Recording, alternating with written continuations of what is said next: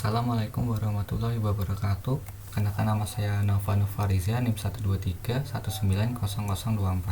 Di sini saya akan menjelaskan tentang UTS, presentasi UTS rekayasa perangkat lunak. Yang pertama tuh ada soal yang menjelaskan tentang tahapan proses requirement engineering beserta studi kasusnya. Pertama, proses requirement engineering itu, requirement itu maksudnya tuh sebuah kemampuan yang harus dimiliki sebuah sistem. Kemampuan yang dimaksud dapat memecahkan suatu masalah ataupun diperlukan untuk memenuhi ketentuan tertentu. Pada proses requirement engineering ini saya ngambil studi kasus aplikasi petcare. Aplikasi petcare ini merupakan sebuah aplikasi jasa untuk merawat kucing dan anjing via daring. Selain itu, aplikasi ini juga memiliki fitur-fitur seperti antarjemput, pembelian bahkan secara daring, klinik daring atau klinik online, dan sebagainya. Pertama, proses requirement engineering itu dapat 4 langkah: feasibility study, requirement allocation and analysis, requirement specification, dan requirement validation. Yang pertama, feasibility study. Feasibility study atau studi kelayakan bertujuan untuk agar perangkat lunak apakah layak diterima oleh pengguna dari berbagai aspek yang mendukung. Jadi kalau contoh studinya itu ada 3 kelayakan ya. Pertama, kelayakan teknis. Jadi kalau teknis itu lebih ke sistem. Misalnya kalau ini, maka sistem aplikasi petcare sudah menggunakan teknologi yang digunakan sudah sesuai. Jadi nanti si customer tuh minta bisa menggunakan teknologi ini atau teknologi itu. Misalnya dia inginnya tuh menggunakan pemrograman pakai menggunakan bahasa Java, atau misalnya menggunakan bahasa Python itu. Terus untuk layak operasional tuh jadi lebih ke target pasarnya ya. Kalau di sini kan minat pelanggan jika aplikasi petcare diciptakan maka sudah tepat, jadi nanti pelanggannya kira-kira siapa gitu. Misalnya kalau minat pelanggannya kan misalnya gini, aplikasinya lebih ke kota ya, karena banyak yang punya binatang peliharaannya di kota. Jadi pengen minta targetnya nanti orang-orang bisa di kota sekitar Yogyakarta, seperti itu. Terus yang ketiga itu layak ekonomi. Apakah sistem sudah memiliki anggaran yang cukup dengan menggunakan teknologi yang telah dipilih. Jadi ada biaya operasional pembuatan sistem ini ya, atau aplikasi ini. Jika ketiga dari kelayakan ini tidak terpenuhi, maka sistem ini dianggap tidak akan dilanjutkan. Selanjutnya, requirement allocation dan analysis. Jadi itu yang dimaksud itu apa yang dibutuhkan atau diharapkan oleh pemilik sistem dari sistem ini. Jadi pemilik sistem atau customer-nya tuh dia ingin tahu, dia ingin buat sistemnya seperti apa. Misalnya contoh studi kasusnya, pihak customer tuh ingin ada daftar list. Jadi di database itu ada penjual pakan, datanya apa, terus ada data layanan, misalnya ada jasa antar jemput pet gitu, atau jasa klinik di online di mana aja gitu, seperti itulah. Terus selanjutnya requirement allocation dan analysis. Selanjutnya itu requirement specification. Pada bagian ini tuh lebih mendeskripsikan masalah yang telah dipahami dalam bentuk dokumen. Misalnya contoh studi kasus, ada 2 requirement ya kalau di specification. Misalnya yang fungsionalnya itu misal produk harus ada data produknya, terus ada tampilan check out, pembayaran jasa, terus ada tampilan jasa yang tersedia, pada tampilan UI yang diinginkan oleh pemilik sistem atau customer. Terus performance requirement tuh lebih ke sistem itu dapat dijalankan di sebuah OS apa itu, sistem operasi. Misalnya bisa dijalankan pada aplikasi mobile, contohnya pada Android harus 6.0 ke atas dan iOS pas iOS 10 ke atas. Kemudian requirement validation. Jadi setelah kita membuat specification requirement, pengembang dan customer atau pembuat sistemnya yang itu menjadi sistemnya akan pastikan bahwa requirement itu telah dibuat sesuai kebutuhan customer. Jadi customer akan memberikan sebuah umpan balik atau feedback pada requirement. Misalnya pada aplikasi petcare dilakukan pengecekan ulang oleh yang memiliki sistem itu ya, atau customer itu sebelum launching produknya. Kemudian ada perbedaan metode prototype dan development dan Bohm spiral. Metode pertama, metode prototype development, saya akan jelaskan terlebih dahulu. Pada metode prototype dari perangkat lunak yang dihasilkan kemudian dipresentasikan kepada pengguna, dan pengguna tersebut diberikan kesempatan untuk memberikan masukan sehingga perangkat lunak yang dihasilkan nantinya betul-betul sesuai dengan keinginan dan kebutuhan pengguna. Perubahan dan presentasi prototipe dapat dilakukan berkali-kali sampai dicapai kesepakatan bentuk dari perangkat lunak yang akan dikembangkan. Kemudian pada metode prototipe ini ada tahapan-tahapan.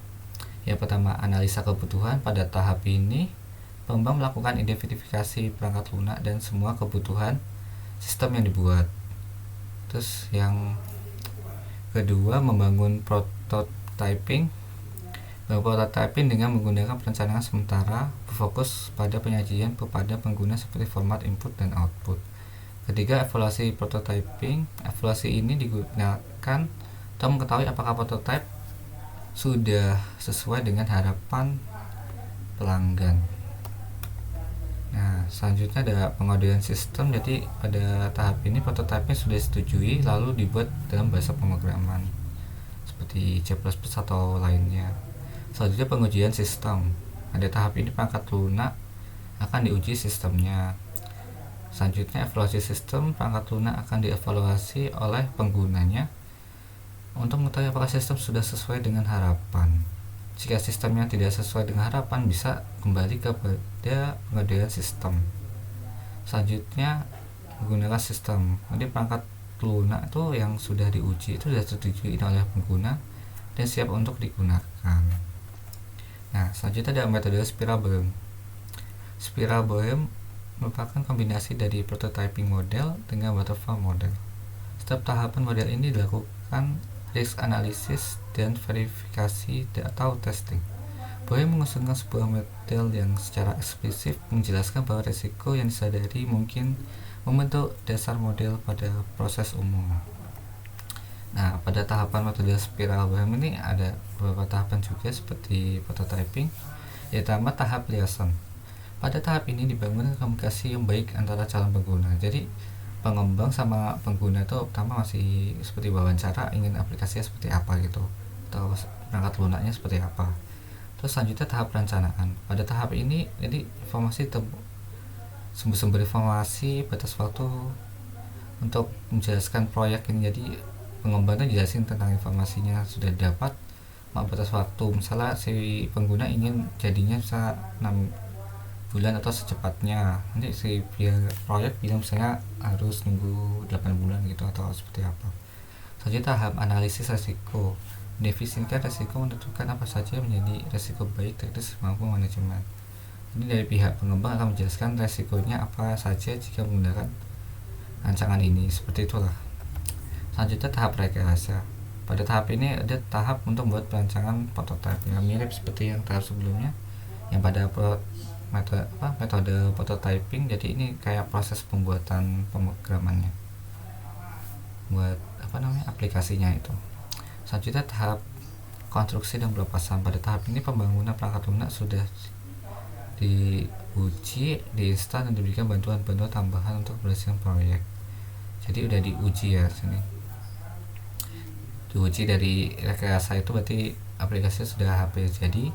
Selanjutnya tahap evaluasi. Pada tahap ini menghasilkan berdasarkan hasil yang didapat tahap engineering dan instalisasi. Sudah sesuai harapan penggunanya. Jadi ya pengguna nanti ngasih ke feedback, misalnya ada yang salah atau yang ada yang kurang, nanti kasih feedback pada pengembang. Selanjutnya kesimpulan perbedaan metode prototyping development dengan spiral Bohm. Walaupun dikira dua metode ini hampir sama, tapi terdapat perbedaan di antara kedua metode ini. Pada mode spiral, proses pengerjaannya dilakukan berdasarkan pembagian tugas, dikerjakan secara berkelompok dan menggunakan prototype. Sedangkan pada metode prototyping, proses pengerjaannya dilakukan hanya bergantung pada satu orang saja, yaitu pembuat perangkat lunak. Dengan adanya penjelasan kebutuhan diinginkan user atau pengguna, maka pembuat perangkat lunak atau membuat perangkat lunak itu. Jadi pada spiral tuh pengguna sama pengembangnya tuh atau pembuat perangkat lunaknya tuh lebih aktif ya. Tapi sedangkan kalau prototyping tuh lebih ke aktif pembuat perangkat lunaknya saja. Jadi yang pihak pengembang tuh hanya kasih konsep awalnya gitu. Terus contoh kasus real pada dua metode ini, kalau pada metode spiral dapat digunakan untuk buat teknologi baru. Misalnya pengen uji menggunakan sebuah aplikasi menggunakan bahasa Java gitu, tapi dia menggunakan fitur baru yang sebelumnya belum pernah digunakan. Kalau prototyping tuh misalnya tuh lebih ke, kan prototyping tuh lebih ke itu ya, orangnya misalnya penggunanya tuh inginnya aplikasi cepat jadi, gak ribet. Jadi kalau prototyping misalnya ini aplikasi pet care kan, saya sudah dikasih sama penggunanya atau user atau ingin gambarannya seperti ini, sistemnya dibuat, nanti kasih ke pengembang. Nah terus sisanya tadi pengembang yang mengerjakannya. Nah kalau ada spiral kan nanti harus dari pengguna juga harus banyak ambil alih dari itunya, pembuatan perangkat lunaknya. Jadi kalau prototyping langsung kasih aja gambarannya mau gimana gitu. Untuk kalau misalnya di prototyping ini lebih cocok bagi yang misal penggunanya nggak pingin teknologi yang baru gitu ya, jadi masih menggunakan teknologi yang lama ya tapi sudah matang, seperti itulah. Untuk soal selanjutnya tuh jelaskan prinsip metode agile serta implementasinya. Jadi prinsip metode agile tuh ada 5. Pertama, customer involvement atau keterlibatan pelanggan, kemudian ada incremental delivery, pengiriman tambahan, saja people no proses atau orang yang tidak mau proses. Keempat ada embrace change, menganut perubahan, dan kelima ada maintain simplicity atau pertahankan kesederhanaan. Pada customer involvement, pada prinsip ini pelanggan sangat membutuhkan dalam pengembangan. Peran mereka yaitu menyediakan dan memprioritaskan persyaratan sistem yang baru dan evaluasi iterasi sistem. Implementasi prinsip ini dengan berinteraksi dengan secara langsung antara pengembang dan pengguna lebih efektif daripada hanya melakukan koordinasi saja. Karena pada dasarnya hal ini merupakan kunci keberhasilan sebuah project. Selanjutnya, incremental delivery. Perangkat lunak ini dikerjakan secara bertahap dengan pelanggan yang menentukan persyaratan yang disertakan pada dalam setiap kenaikan proses pengembangan. Jadi implementasinya itu kayak menciptakan produk yang masih berupa rancangan atau prototipe, karena selanjutnya akan diselesaikan secara bertahap sesuai selera pelanggan. Jadi ada tahap-tahapnya, nanti pelanggan misalnya tahap desain awal, misalnya desain inputnya seperti apa, selanjutnya desain outputnya seperti apa gitu. Selanjutnya pivot not process, yaitu kemampuan tim pengembang akan kenali dan dimanfaatkan dengan baik. Jadi lebih kayak tim pengembang tuh lebih kemampuannya itu seperti apa. Misalnya setiap anggota tim itu diberi kebebasan untuk bekerja dengan cara mereka sendiri, jadi lebih kebebasan dari anggota timnya tuh gak dipaksa harus misalnya harus kerjanya seperti itu, jadi dia harus kerja sesuai mereka, kemampuan mereka gitu. Terus contoh implementasinya dengan adanya kebebasan, jadi setiap anggota akan berinisiatif menyesuaikan pekerjaannya dengan kemampuan yang ia miliki, jadi tidak melebihi batas mereka gitu. Selanjutnya, embrace change atau persyaratan sistem yang dibuat harus dirancang agar mendapatkan akomodasi serta penerimaan perubahan. Dengan adanya perubahan ini, jadi pada implementasikannya tuh hambatan kerja tuh, jadi kalau ada perubahan kan dapat menghambat kerja gitu ya, karena belum memiliki detail rancangan sejak awal.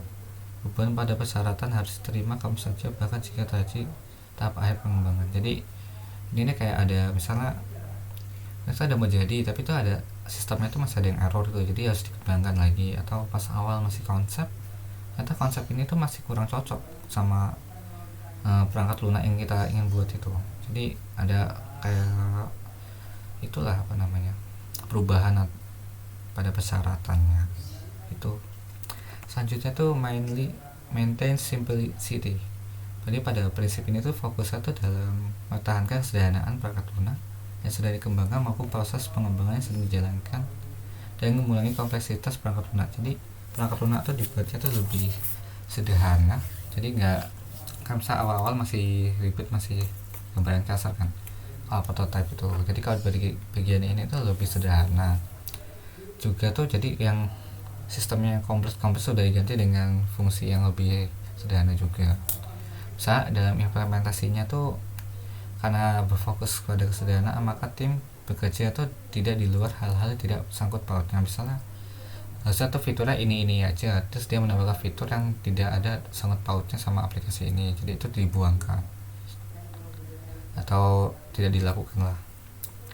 Terus ya jelas karena jadi hanya ngambil inti-inti yang sudah dipaparkan di rancangan, jadi ini sangat mempersingkat waktu penyelesaian project. Nah, sekian dari saya, kurang lebihnya mohon maaf. Wassalamualaikum warahmatullahi wabarakatuh.